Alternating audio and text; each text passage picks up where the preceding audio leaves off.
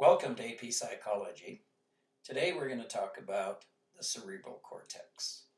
Now, the cerebral cortex is a very important part of us because it's what makes us human. It distinguishes us from the rest of the animal kingdom. It's also called the cerebrum or just simply the cortex. Now, the word cortex means bark. Well, not quite, but the outside of a tree is called a cortex because it's a thin layer.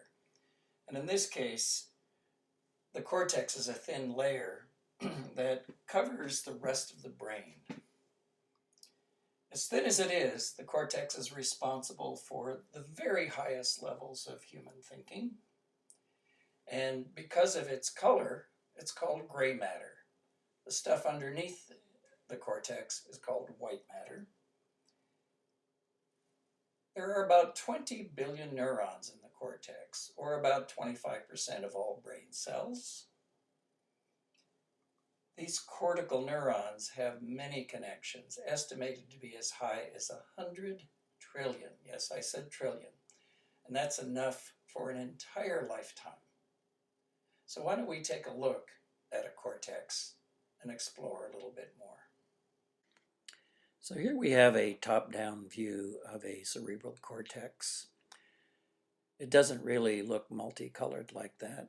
They're just simply trying to point out different regions of the cortex. Remember, it's gray.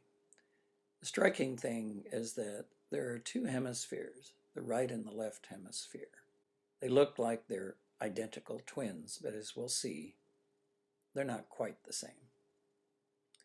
A main feature of cerebral cortex is that there's a big interhemispheric fissure right down the middle of the brain, making a left and right brain. There's also something called a gyrus or a hill, also something called a sulcus or a valley. Here's an example of a hill, and here's a neighboring valley. Now you might wonder why we have such an arrangement. It's Mother Nature's clever way of getting more cells in a limited space. Your skull, after all, is pretty hard, and the only way to get extra cells is to introduce hills and valleys. If we couldn't do that, then you would have a head the size of Jack Box. Not too good. Now the right hemisphere is noted for seeing things like patterns, faces and images, music, and nonlinear thinking. A lot of people call that the creative side. The left hemisphere is quite different.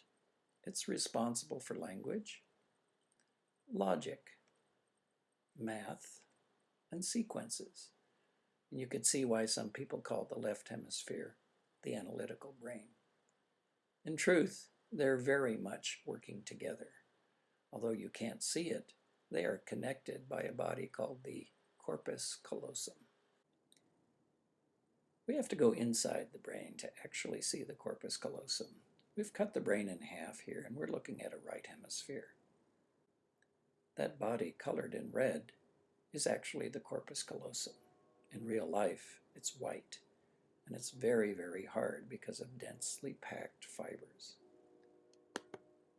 And in fact, it has probably 200 million connections between the two hemispheres. By this means, both hemispheres communicate with each other. There's no such thing as I'm only using the right half of my brain or the left half of my brain. And in fact, almost every task you do in daily life involves both sides of your brain.